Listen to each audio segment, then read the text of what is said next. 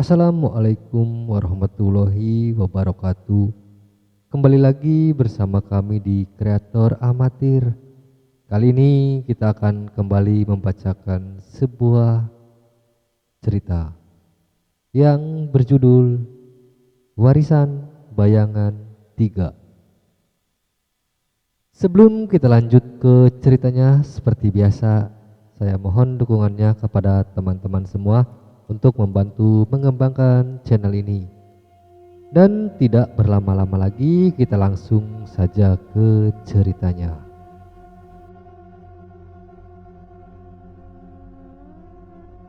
Sudut pandang Hasans. Aku tidak langsung sadar bahwa dunia ini sedang memakanku.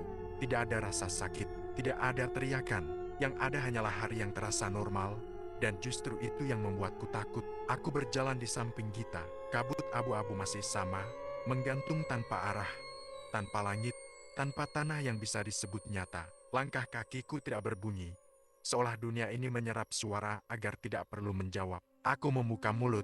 Git, suaraku terdengar, tapi rasanya jauh seperti bukan berasal dari tenggorokanku sendiri. Lu denger nggak? Gita berhenti dan menoleh. Dengar apa? Aku ingin menjawab. Aku yakin tadi ada sesuatu, tapi kepalaku kosong. Bukan kosong seperti lupa pelajaran. Kosong seperti hal itu tidak pernah ada. Dadaku mengencang pelan. Gue lupa sesuatu. Gita langsung tegang. Apa yang lu lupa? Aku menggeleng, frustrasi. Itu masalahnya. Kami berdiri diam. Dunia antara membenci diam. Kabut di sekitar kami mengental, seolah mendekat, seolah ingin memastikan aku benar-benar berhenti berpikir. Aku menatap tanganku sendiri. Masih utuh, masih bisa ku genggam, tapi rasanya seperti memegang benda yang suatu hari akan menolak dikenali. Aku mencoba mengingat hal sepele. Suara tawaku sendiri, kosong. Jantungku berdetak keras, tapi bahkan detaknya terasa asing. Kalau suara gue hilang, pikirku, apa yang tersisa dari gue? Git, bisikku, kalau nanti gue kelamaan diem, ganggu gue, marahin gue, jangan biarin gue kosong. Gita menatapku lama sebelum menjawab. Hasans, katanya pelan, dunia ini gak nyerang dengan keras. Dia ngikis pelan-pelan. Aku tertawa kecil, tidak ada suara yang keluar. Itu membuat tengkukku dingin. Kami melanjutkan langkah. Setiap pijakan terasa seperti meninggalkan potongan kecil diriku. Meski aku tidak tahu bagian mana yang tertinggal. Tiba-tiba kepalaku dipenuhi kilasan. Kolil menunduk di teras rumah tua. Raka memanggil nama seseorang dengan panik. Rian berdiri di ambang pintu, ragu, ketakutan. Aku berhenti dan berkata keras bukan ke Gita, tapi ke dunia. Gue masih ingat mereka. Kabut di sekitar kami berdenyut, seperti makhluk yang tersentak. Gita tersenyum tipis. Bagus, katanya. Selama lu masih bisa nyebut nama, dunia ini belum menang. Aku mengangguk. Kalau harus milih, kataku pelan, gue bakal biarin hal-hal kecil hilang dulu. Kenapa? Tanya Gita. Aku menatap ke depan, ke kehampaan. Karena tujuan itu berat, dan dunia ini benci yang berat. Kami berjalan lagi, dan untuk pertama kalinya sejak aku terbangun di tempat ini, aku merasakan sesuatu yang lain selain takut. Aku sedang diawasi, bukan karena kami melanggar aturan, bukan karena kami berisik, tapi karena aku baru saja melakukan satu hal yang paling dilarang di dunia antara. Aku memilih apa yang ingin kuingat. Sudut pandang Gita. Aku menyadari ingatanku hilang bukan karena aku lupa, tapi karena aku tidak merasa perlu mengingatnya lagi. Dan itu jauh lebih menakutkan. Kami masih berjalan, kabut masih sama. Dunia antara tidak berubah, yang berubah hanyalah cara aku melihatnya. Atau mungkin, cara dunia melihatku. Hasans berjalan di depanku, langkahnya sedikit lebih cepat, seolah ia takut berhenti. Aku memperhatikan punggungnya, dan perasaan aneh merayap di dadaku. Aku kenal dia, aku tahu aku kenal dia. Tapi sejak kapan? Pertanyaan itu datang tanpa panik, tanpa alarm. Seolah otakku berkata, tidak apa-apa kalau jawabannya tidak ada. Aku berhenti. Hasans menoleh. Kenapa? Aku membuka mulut. Kalimatnya sudah ada di kepalaku tapi rasanya terlalu berat untuk diucapkan. Aku lupa sesuatu, kataku akhirnya. Ia langsung mendekat. Apa? Aku menggeleng pelan. Bukan lupa kejadian. Aku lupa rasanya. Hasans tidak langsung menjawab. Aku menunduk, menatap tanganku sendiri. Kulitnya terlihat nyata, tapi terasa seperti barang titipan. Aku tahu aku pernah takut. Aku tahu aku pernah marah. Tapi emosi itu sekarang cuma informasi. Kabut di sekitar kami mengalir perlahan, seperti air yang ingin menutup lubang. Tempat ini, kataku lirih. Gak nyabut ingatan dulu. Hasans menatapku. Terus apa? Aku menelan ludah. Dia nyabut alasan kita peduli. Itu yang paling berbahaya. Aku menutup mata dan mencoba mengingat sesuatu yang seharusnya penting. Wajah ibuku, atau ayahku, atau rumah, yang muncul hanya siluet tanpa suara. Dan anehnya, aku tidak menangis. Aku membuka mata dengan cepat. San, kataku, suaraku bergetar kecil. Kalau suatu hari aku berhenti takut, itu bukan berarti aku kuat. Hasans mengernyit. Itu berarti apa? Aku menatap lurus ke depan. Itu berarti aku hampir habis. Kami kembali berjalan. Aku mencoba mengingat dengan cara berbeda. Bukan memaksa gambar, bukan memanggil nama, tapi mengikat diri pada orang yang masih bereaksi. Aku memperhatikan Hasans. Caranya mengepalkan tangan. Caranya menoleh cepat saat kabut bergerak. Caranya bicara keras pada dunia yang tidak menjawab. Selama dia masih marah, pikirku, berarti dunia belum menang sepenuhnya. Tiba-tiba kabut di depan kami menggelap. Sesosok bayangan berdiri jauh, tidak mendekat, tidak menghalang. Hanya mengamati. Dadaku terasa hampa, bukan takut. Dan justru itu yang membuatku berbisik, Hasans. Kenapa? Jawabnya cepat. Aku menatap bayangan itu tanpa emosi. Ada sesuatu di sana, dan aku benci karena aku nggak ngerasa takut. Hasans berdiri di sampingku. Takut itu penting, katanya pelan. Aku mengangguk. Iya, itu tandanya kita masih manusia. Bayangan itu menghilang ke dalam kabut. Tapi aku tahu ia sudah mencatat namaku. Dan di dunia antara, yang mulai dilupakan bukan yang lemah, melainkan yang mulai merasa tidak apa-apa untuk hilang.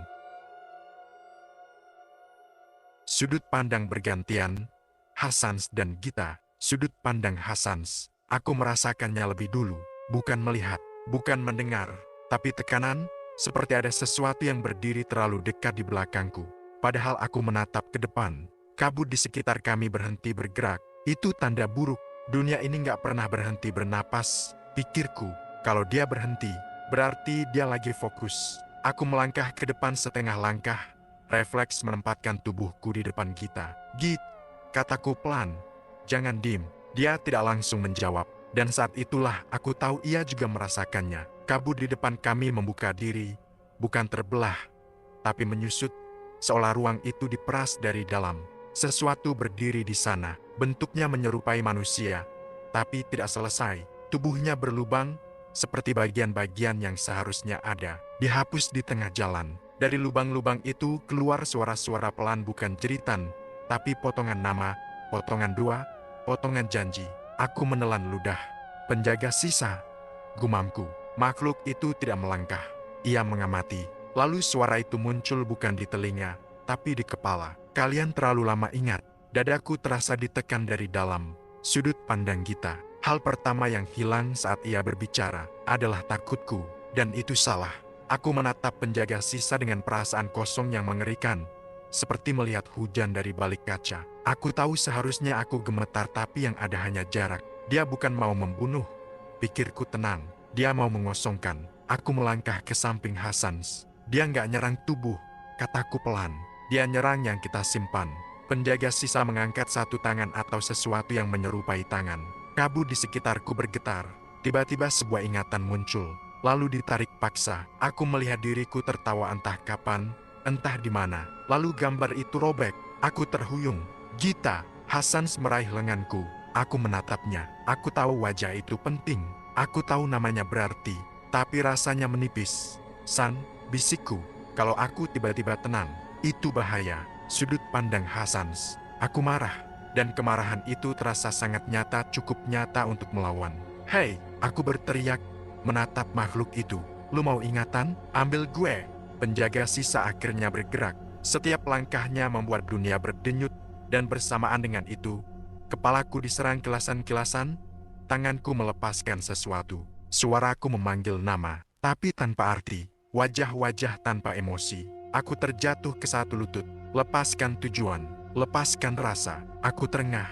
Tapi satu hal ku tahan mati-matian. Nama. Aku menatap Gita. Gita, teriakku, dengerin gue. Sudut pandang Gita. Saat ia memanggil namaku, sesuatu retak di dalam dadaku. Bukan ingatan, bukan rasa, tapi keputusan. Aku melangkah maju. Kamu penjaga. Kataku tenang pada makhluk itu. Berarti kamu sisa juga. Penjaga sisa berhenti. Aku menatap lubang di tubuhnya tempat ingatan gagal disimpan. Kami memang gak seharusnya di sini. Lanjutku. Tapi kamu juga. Aku meraih tangan Hasans. San, kataku, kalau dunia ini cuma nerima yang setengah, kita kasih dia dua yang utuh secara sadar. Sudut pandang Hasans. Aku tidak sepenuhnya paham, tapi aku percaya. Aku berdiri, meski kakiku gemetar. Gue ingat karena gue mau, teriakku ke dunia. Bukan karena lu ngasih izin. Cahaya tipis tapi tajam retak dari dada kami berdua. Penjaga sisa menjerit tanpa suara. Tubuhnya pecah menjadi debu kelabu potongan nama. Potongan rasa yang tidak pernah selesai menjadi manusia. Kabut kembali bergerak. Dunia bernapas lagi. Aku terjatuh terduduk. Gita di sampingku, terengah. Itu tadi, kataku pelan. Cuma penjaga kecil, ya? Gita mengangguk. Iya, lalu ia menatap ke arah kabut yang lebih dalam. Dan sekarang, dunia tahu kita bisa melawan. Sudut pandang Hasans. Kabut mundur, bukan menghilang, tapi memberi jarak. Seperti seseorang yang akhirnya memutuskan untuk menonton dari jauh. Aku berdiri dan langsung tahu, ini bukan aman. Ini cuma jeda sebelum keputusan. Di hadapanku berdiri sebuah pintu kayu tua, terlalu biasa. Tidak ada dinding, tidak ada rumah, tidak ada alasan pintu itu seharusnya ada di sini. Dan justru itulah yang membuat tengkuku dingin. Dunia ini selalu nyamar jadi sederhana saat mau minta sesuatu. Aku melangkah mendekat. Setiap langkah membuat kepalaku berdenyut, seperti ada bagian diriku yang mencoba kabur sebelum aku sempat memilih. Tulisan muncul di atas pintu bukan ditulis, tapi diingatkan ke dalam kepalaku. Untuk keluar, sesuatu harus tinggal. Dadaku mengencang. Berapa? Tanyaku. Suaraku serak. Huruf-huruf itu berubah. Satu ingatan utama, atau satu orang. Aku langsung menoleh ke Gita. Enggak, kataku cepat. Itu bukan pilihan. Gita tidak menjawab langsung. Ia hanya menatap pintu itu, seolah sedang mengukur sesuatu yang tidak terlihat. Kalau satu orang tinggal, lanjutku, ini cuma tumbal dengan bahasa yang lebih sopan. Aku mengepalkan tangan.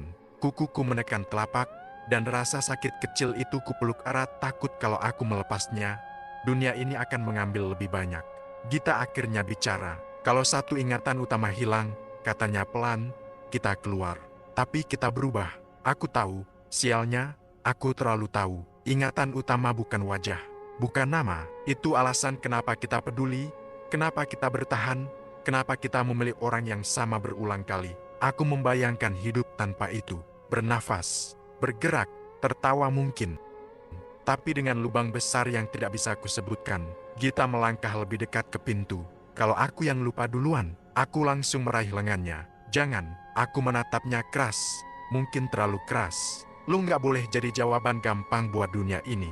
Tulisan di pintu berdenyut, seperti jantung yang tidak sabar. Pilihan harus sadar. Pengorbanan tanpa niat tidak diterima. Aku menghela napas panjang. Bahkan pengorbanan pun harus rapi. Pikirku pahit. Gita menatapku, matanya lebih jernih dari yang kulihat sejak kami terjebak di sini. Kita bagi, katanya. Aku terdiam. Bagi apa? Ingatan utama, jawabnya. Setengah aku, setengah kamu. Aku menelan ludah. Lu sadar resikonya? Iya, katanya. Kita mungkin hidup, tapi nggak selalu tahu kenapa kita memilih hal-hal tertentu. Aku menatap pintu itu lama. Hidup tanpa tujuan penuh, atau mati sebagai pilihan dunia. Aku menghela napas dan mengangguk kecil. Lebih baik pincang sadar, kataku, daripada utuh tapi dijadikan kunci. Aku meraih gagang pintu. Dingin, bukan dingin fisik. Dingin seperti sesuatu yang tidak peduli. Git, kataku pelan. Kalau nanti gue lupa kenapa gue percaya sama lu. Ia menutup tanganku dengan tangannya. Berarti aku yang ngingetin, jawabnya lembut. Dan kalau aku lupa duluan, kamu jangan biarin aku tenang. Aku mengangguk. Kami menekan gagang pintu bersama. Kayu itu bergetar.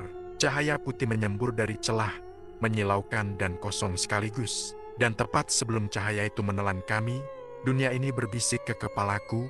Harga diterima, tidak utuh, namun sadar. Pintu terbuka, dan aku merasakan sesuatu. Lepas dari dadaku, bukan rasa sakit, lebih seperti kehilangan yang belum sempat ku mengerti.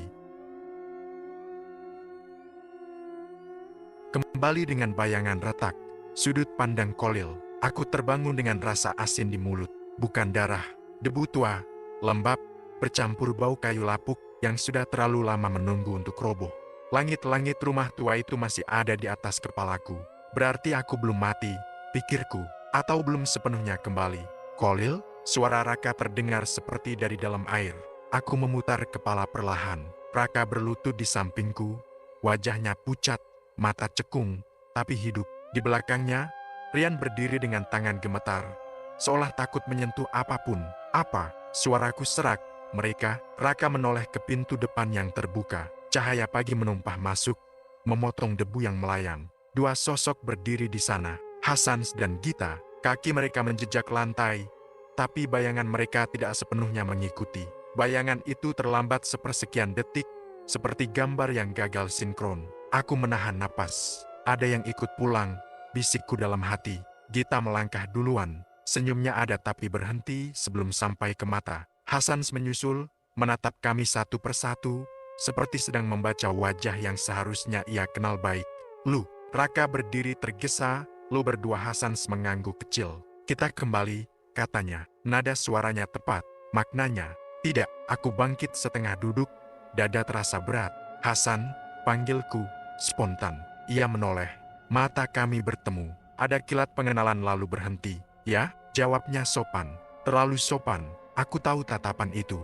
Tatapan orang yang mengenali bentuk kenangan, tapi kehilangan alasan di baliknya. Gita mendekat, duduk di lantai. Tangannya menyentuh ubin, seperti memastikan dunia ini benar-benar padat. Rumah ini, katanya pelan, gak suka diingat. Rian menelan ludah. Apa maksudnya? Gita menggeleng. Aku tahu jawabannya, tapi gak tahu kenapa aku tahu. Sunyi menekan kami semua. Aku menatap bayangan Hasans di lantai. Letaknya jelas seperti cermin yang pernah pecah dan dipasang kembali tanpa disamarkan. Berapa harga yang kalian bayar? Tanyaku akhirnya. Hasans menghela napas lama. Sesuatu yang penting, katanya jujur. Tapi aku gak bisa nunjuk. Aku mendekat, duduk berhadapan dengannya. Lu ingat kenapa lu ke rumah ini? Tanyaku. Ia membuka mulut menutupnya lagi. Ia melirik Gita. Kami merasa harus datang. Itu aja. Gita menatapku. Dan untuk sesaat aku melihat ketakutan yang sangat manusiawi. Kalau suatu hari aku berhenti peduli, katanya lirih, tolong, jangan biarin aku aman. Kata-kata itu menghantamku lebih keras daripada teriakan. Raka mengumpat pelan. Sial, cahaya pagi makin terang, debu menari. Rumah tua itu yang hampir memakan kami kini tampak seperti bangkai. Namun aku tahu, bangunan bisa ditinggalkan, tapi yang retak, ikut pulang. Aku berdiri, mengulurkan tangan ke Hasans. Lu di sini, kataku. Walau alasan lu kabur, keberadaan lu belum. Ia menatap tanganku beberapa detik, lalu menjabat. Genggamannya kuat, nyata, bayangannya terlambat sepersekian detik.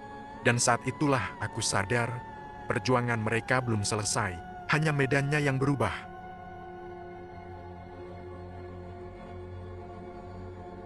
Retakan yang mulai bergerak.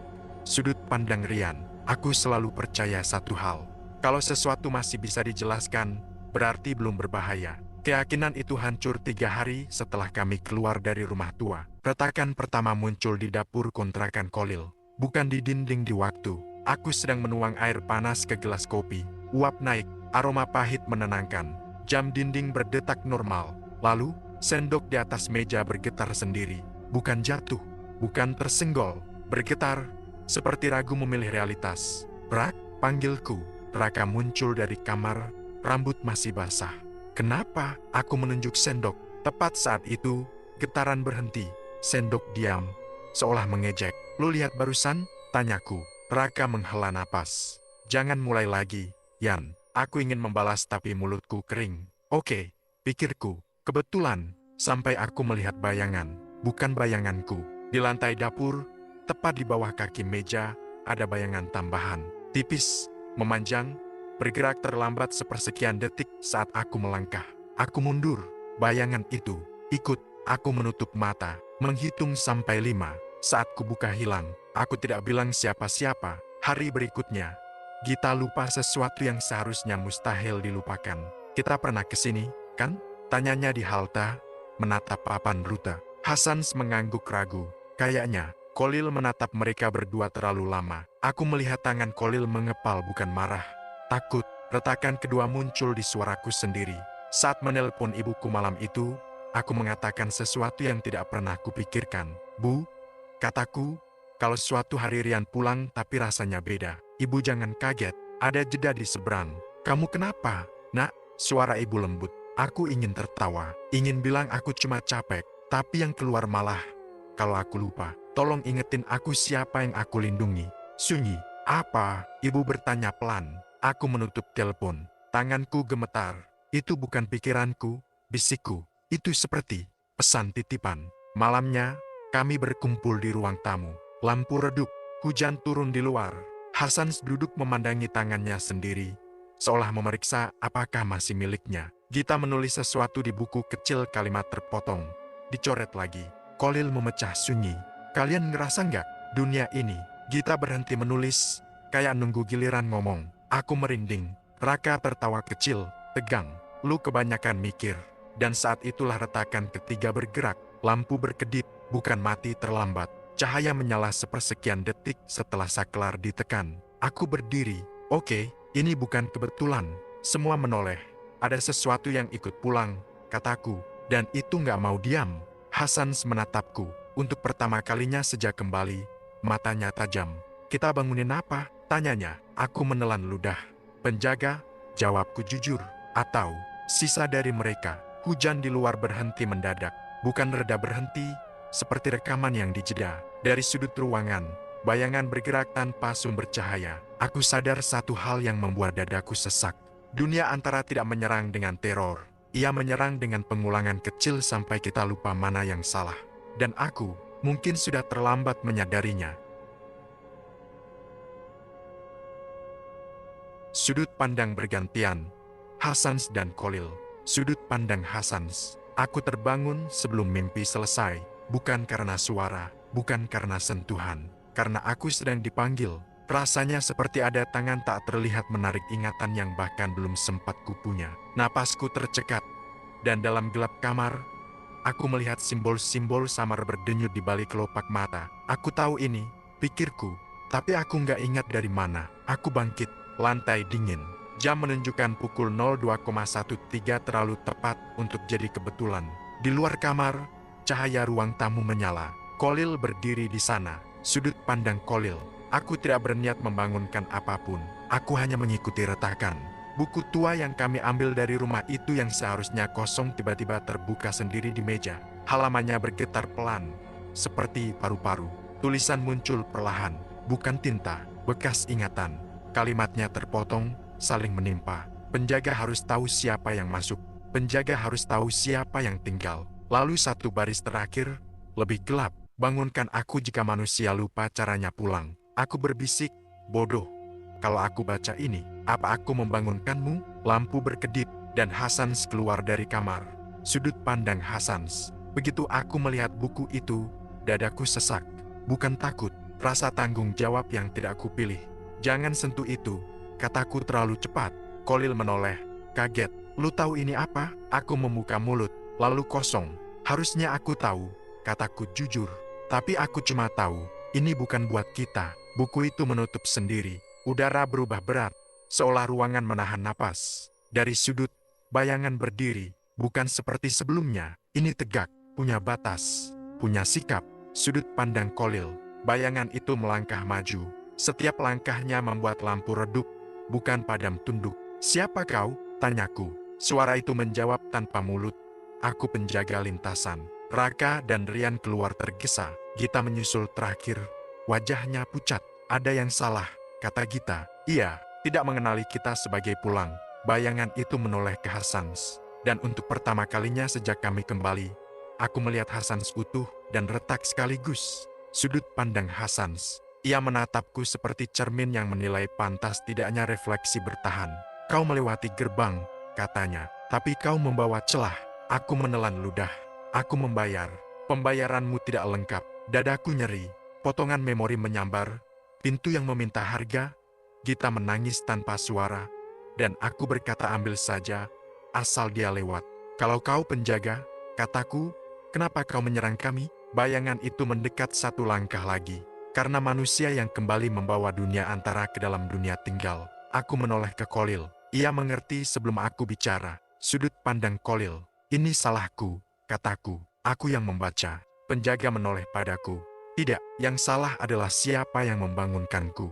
Tanpa mengingat namaku, ruangan bergetar halus. Bukan gempa penilaian. Gita berteriak, namanya hilang. Dunia antara menghapusnya. Penjaga berhenti.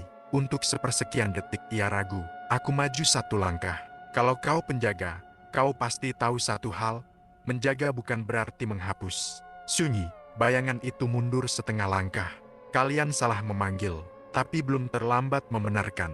Sudut pandang Hasans. Aku merasakan sesuatu di dadaku seperti kain dilepas. Apa yang harus kami lakukan? Tanyaku.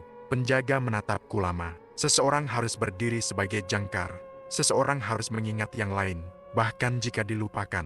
Aku tahu sebelum Kolil bicara. Ambil aku, kataku. Kolil langsung menoleh. Tidak, aku tersenyum kecil. Lu lebih dibutuhin dunia nyata. Penjaga mendekat. Bayangannya menelan kakiku. Harga selalu dibayar, katanya. Dan kali ini, dunia yang menagih. Sudut pandang Kolil. Aku menarik Hasans ke belakangku.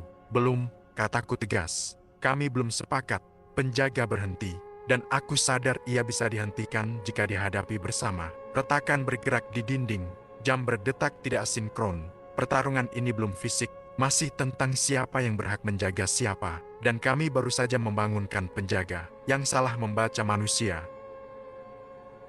Sudut pandang Rian. Aku bukan orang yang seharusnya melawan penjaga lintasan. Aku tidak punya ingatan khusus. Tidak punya ikatan dengan dunia antara. Aku bahkan hampir tidak percaya pada semua ini sampai bayangan itu berdiri di ruang tamu kami. Tapi justru karena itulah, aku tidak terikat. Penjaga itu masih di sana. Tinggi, diam, seperti menunggu kami menyerahkan seseorang. Hasans berdiri kaku di depannya. Kolil di sisi lain, rahangnya mengeras. Gita memeluk dirinya sendiri, seolah takut kehilangan bentuk. Jam berdetak tidak sinkron. Lampu tunduk. Aku melangkah maju sebelum sempat berpikir. Stop, kataku. Suara itu milikku terdengar terlalu keras. Semua menoleh. Bahkan bayangan itu berhenti bergerak. Kau tidak terdaftar, kata penjaga. Kau tidak melewati gerbang. Justru itu, jawabku. Lu salah bangun orang. Udara berdenyut. Aku bisa merasakan tekanan di kepala, bukan rasa sakit, tapi penilaian. Kau menentang fungsi, katanya. Manusia seharusnya tidak menawar lintasan. Aku tertawa pendek, gugup. Lu belum kenal manusia. Aku meraih sesuatu dari sakuku, benda paling tidak magis di ruangan itu. Ponselku. Aku menyalakan perekam suara. Kolil berbisik, Rian, jangan terlambat. Aku memutar rekaman. Suara ibu. Kalau kamu lupa, ulang aja. Rumah tetap kenal langkahmu. Ruangan membeku. Bahkan penjaga itu mundur setengah langkah. Apa ini? Tanyanya. Bukti, kataku, bahwa nggak semua jangkar itu ritual. Aku melangkah lebih dekat. Jantungku hampir lompat keluar. Lu bilang manusia bawa celah. Lanjutku. Iya, karena kami hidup. Tapi celah itu juga yang bikin kami bisa balik. Penjaga menoleh ke Hasans. Ia tidak dibayar, katanya. Belum, sahutku. Dan lu juga belum lunas. Bayangan di lantai bergerak liar. Retakan di dinding melebar. Aku merasakan tarikan kuat di dada, seolah ada sesuatu mencoba menandai aku. Aku menahan, mengingat suara ibu, mengingat kopi pagi, mengingat hal-hal bodoh yang bikin hidup terasa nyata. Aku bukan jangkar dunia antara, kataku terengah. Aku jangkar dunia ini. Cahaya lampu berkedip keras. Penjaga mengeluarkan suara, bukan teriakan ketidaksepakatan kosmik. Jika kau berdiri, katanya, retakan akan memilihmu. Aku menoleh ke Kolil. Senyumnya tipis. Takut, bangga, marah, semuanya jadi satu. Tenang, kataku padanya. Gue nggak kemana-mana. Aku melangkah satu langkah lagi. Dan untuk pertama kalinya, penjaga itu berhenti memerintah. Ia menunduk. Perlawanan dicatat, katanya. Konsekuensi akan menyusul. Bayangannya memudar, bukan pergi mundur. Lampu kembali normal. Jam berdetak sinkron. Aku terduduk di lantai, napas tersengal. Hasans berlutut di depanku. Lo gila, aku tersenyum lemah. Iya, tapi masih di dunia yang benar. Namun jauh di dalam dadaku, aku tahu, aku baru saja menjadi titik temu. Dan dunia antara tidak suka kehilangan kendali. Konsekuensi datang tanpa suara peringatan. Tidak ada gemuruh, tidak ada simbol menyala. Hanya kesalahan kecil yang terasa terlalu teratur. Pagi itu, aku bangun di kamarku, tapi jendela menghadap ke arah yang salah. Matahari terbit dari barat. Jam di ponselku menunjukkan tanggal yang benar, namun hari yang keliru. Aku menghela napas panjang. Baik, pikirku. Dia mulai menagih. Aku keluar kamar. Khalil duduk di meja makan, menatap cangkir kosong seolah menunggu sesuatu muncul. "Lu lihat ini?" tanyaku. Ia mengangguk pelan. Dunia lagi nyoba susun ulang. Raka menyusul, wajahnya pucat. "Gita hilang." Kata itu jatuh terlalu berat. "Bukan pergi," lanjut Raka cepat. "Hilang, kayak belum pernah ada." Udara menegang. Hasans berdiri tiba-tiba. Bayangannya tertinggal terlalu lama. "Ini caranya," katanya lirih. Penjaga nyerang lewat penghapusan. Lampu mati, bukan padam. Ditarik, dinding ruang tamu mengelupas, memperlihatkan lorong gelap di baliknya. Udara dingin menusuk tulang. Simbol-simbol samar melayang seperti abu. Dan dari lorong itu, penjaga dunia antara muncul kembali. Lebih besar, lebih jelas, lebih yakin. Konsekuensi dimulai, suaranya bergema. "Kau menolak keseimbangan." Aku melangkah maju. Lututku gemetar, tapi pikiranku tajam. "Kau ambil Gita," kataku. "Balikin." "Ia dibutuhkan sebagai pengingat," jawabnya. "Kalian gagal menjaga." Hasans berteriak. "Dia manusia, bukan penanda." Lorong melebar. Bayangan merambat ke lantai seperti tinta hidup. Perang dimulai, tanpa senjata. Retakan di udara menamparku, membuat kepalaku berdenyut. Aku melihat kilasan dunia antara pintu-pintu tanpa nama, wajah-wajah tanpa sejarah. Aku jatuh berlutut. Inilah harga berdiri di tengah. Pikirku, aku bisa melihat dua dunia, dan tidak diterima keduanya. Khalil menarikku berdiri. "Jangan lihat ke sana, terlambat." Penjaga mengangkat tangan lebih seperti niat yang memadat. "Manusia melawan penjaga," katanya. "Ini perang yang selalu berakhir sama." Aku tertawa getir. "Lu salah." Aku menutup mata, mengingat suara ibu, mengingat hujan, mengingat kopi pagi yang rasanya pahit tapi nyata. Aku membuka mata. "Perang ini beda," kataku. "Karena kali ini, kami saling jaga." Aku menggenggam tangan Khalil. Raka di sisi lain. Hasans melangkah maju, berdiri sejajar meski bayangannya gemetar. Udara bergetar hebat. Untuk pertama kalinya, penjaga mundur satu langkah penuh. "Formasi kolektif terdeteksi," katanya. "Ini tidak seharusnya mungkin." Lorong bergetar, seolah retakannya sendiri berdebat. Aku menunjuk ke kegelapan. "Balikin Gita." Sunyi panjang. Lalu suara itu, lebih rendah. "Jika ia kembali, satu dari kalian akan menjadi jangkar tetap." Tidak ada waktu berpikir. Hasans melangkah maju. Aku, "Tidak," kataku cepat. "Udah cukup." Aku menatap mereka satu persatu. "Aku yang mulai," kataku. "Biar aku yang berdiri." Khalil menggenggam lenganku. "Rian," aku menggeleng. "Lu yang ingat, itu tugas lu." Lorong berdenyut terang, dan dari kegelapan, sosok Gita terdorong keluar. Terengah, matanya basah. Dinding menutup, lorong menghilang. Penjaga tidak sepenuhnya pergi. "Perang dicatat," katanya. "Dan Rian, kau kini terlihat." Udara kembali normal. Aku berdiri masih di sini, tapi aku tahu satu hal pasti. Aku bukan lagi manusia yang tak terdaftar. Aku telah menjadi medan tempur, dan perang ini baru saja dimulai. Perang kedua tidak dimulai dengan kegelapan. Ia dimulai dengan hari yang normal. Aku bangun, mandi, membuat kopi. Rasanya pahit pas. Matahari terbit dari arah yang benar. Jam berdetak sinkron. Dunia tampak seolah minta maaf. Dan justru itulah tanda paling jelas. Dunia antara tidak menyerang dengan kekacauan. Ia menyerang dengan membuat segalanya tampak selesai. "Lu pucat," kata Khalil saat kami duduk di teras. "Karena ini terlalu tenang," jawabku. Gita tertawa kecil. "Mungkin kita menang?" Aku ingin mempercayainya, tapi bayanganku tidak duduk. Ia berdiri di belakang kursiku. Serangan tanpa bentuk. Hari-hari berikutnya, kami mulai tidak sepakat tentang hal kecil. Bukan bertengkar, lebih halus. Raka yakin kami pernah membahas pindah rumah. Aku tidak. Khalil ingat janji yang tidak pernah kuucapkan. Gita menulis catatan, lalu tidak mengenali tulisannya sendiri. Dan yang paling parah, mereka mulai baik-baik saja tanpa membahasnya. Aku menyadari, itulah perang kedua. Penjaga tidak lagi muncul sebagai sosok. Ia menyusup sebagai opsi untuk melupakan. Malam itu, aku bermimpi terjaga. Aku duduk di ruang kosong bukan gelap, bukan terang. Penjaga berdiri di hadapanku, tidak mengancam. "Kau lelah," katanya. "Aku bisa membuatmu normal kembali." "Apa harganya?" tanyaku. "Berhenti mengingat sendirian." Aku hampir setuju. Itu tawaran paling berbahaya yang pernah ada. Keputusan yang tidak dramatis. Aku bangun dengan napas terengah. Jam 03,17. Aku tahu apa yang harus kulakukan. Dan aku benci karena itu tidak heroik. Aku menulis, bukan mantra, bukan ritual. Aku menulis kebiasaan. Cara Kholil mengaduk kopi sebelum gula. Cara Raka pura-pura santai saat takut. Cara Gita menahan napas sebelum berkata jujur. Cara Hasan berdiri sedikit di depan orang lain saat bahaya. Aku menulis hal-hal kecil, karena dunia antara tidak bisa menelan yang remeh. Pagi harinya, aku mengumpulkan mereka. Ada perang, kataku tenang. Raka menghela napas. Lagi, yang ini gak kelihatan, jawabku. Dan kita gak menang dengan ngelawan. Gita menatap catatan di tanganku. Terus, kita ingat, kataku. Sengaja, bareng-bareng. Kholil mengangguk pelan. Kalau lupa, aku tersenyum tipis. Makanya Rama, serangan terakhir penjaga. Penjaga muncul terakhir kali. Sebagai ketiadaan. Tidak ada bayangan.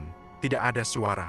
Hanya satu momen di mana aku berdiri sendirian di ruang tamu dan aku tahu. Kalau aku melangkah satu langkah lagi, mereka akan baik-baik saja tanpa aku. Itu godaan terakhir. Aku berteriak bukan mantra nama mereka satu persatu. KHULLIL, Raka, Gita, HSANZ. Dunia bergetar halus, bukan runtuh menyadari. Suara penjaga muncul, lelah. Kau menang, dengan cara yang paling menyebalkan. Apa? Tanyaku terengah. Kau membuatku tidak relevan. Aku tertawa kecil, hampir menangis. Itu tujuan kami. Sunyi, lalu rasa berat di dadaku. Hilang, bayanganku kembali duduk. Epilog.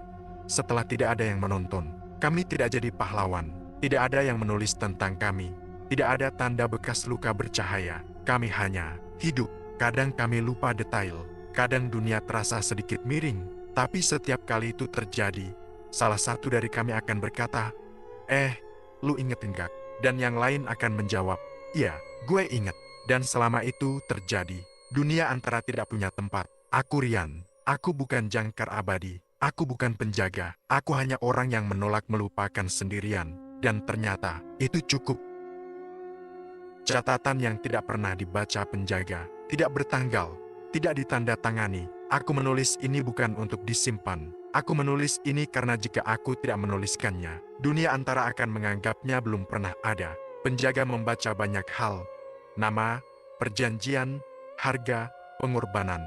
Tapi ada satu jenis tulisan yang tidak pernah ia sentuh. Catatan yang tidak meminta apapun. Catatan pertama. Hari ini Kholil tertawa terlalu keras karena lelucon yang tidak lucu. Raka mengeluh kopi terlalu pahit padahal takaran sama. Gita lupa menutup buku catatannya. Hasan berdiri di depan pintu lebih lama dari biasanya sebelum keluar.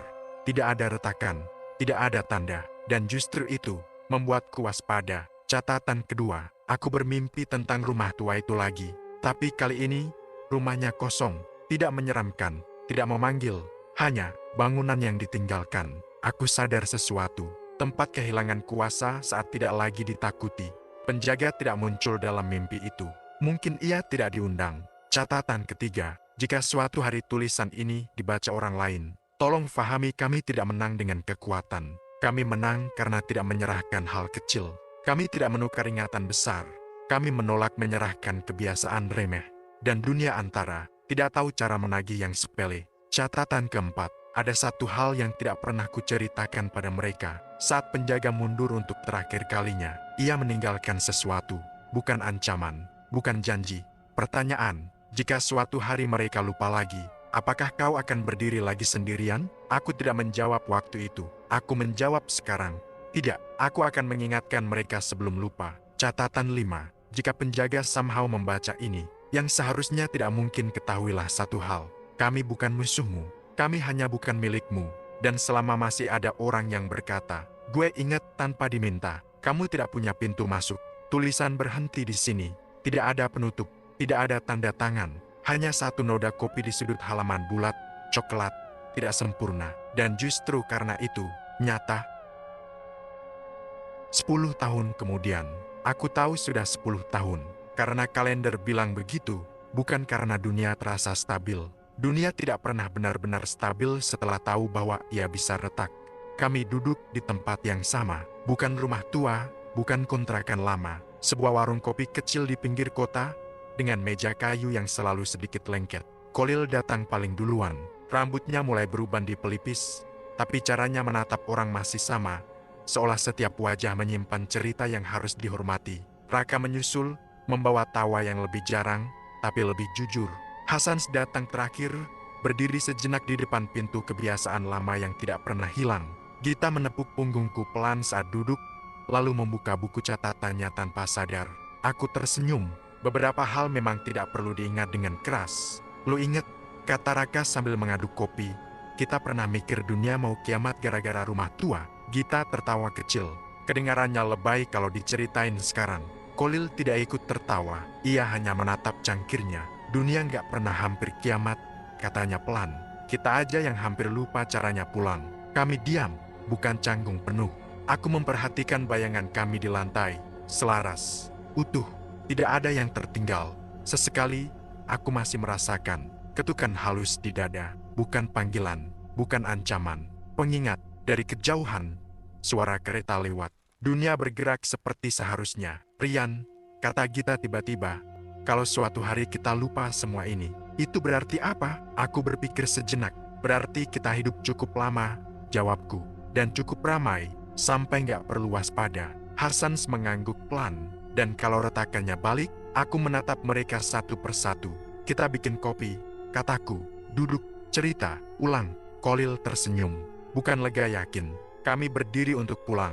Di luar, matahari sore jatuh miring, hangat, biasa saja. Dan untuk pertama kalinya sejak rumah tua itu aku tahu, dunia antara tidak hilang. Ia hanya kehabisan orang yang mau mendengarnya sendirian. Aku Rian. 10 tahun lalu, aku berdiri di tengah dua dunia. Hari ini, aku berdiri di antrean kasir, menunggu kembalian. Dan itu, lebih dari cukup, tamat. Jika suatu hari kamu ingin membuka semesta ini lagi, aku akan ingat.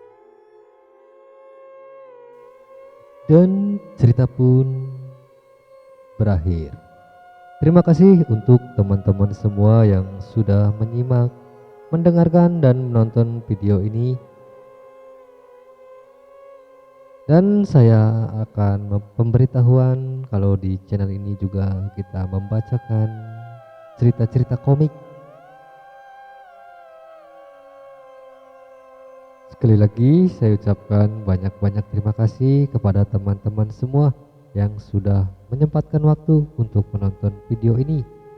Seperti biasa, kami mohon dukungannya kepada teman-teman semua untuk membantu mengembangkan channel ini dengan cara klik subscribe, like, komen, dan juga share ke media sosial teman-teman semua. Sekali lagi saya ucapkan banyak-banyak terima kasih. Wabillahi taufiq wal hidayah. Wassalamualaikum warahmatullahi wabarakatuh.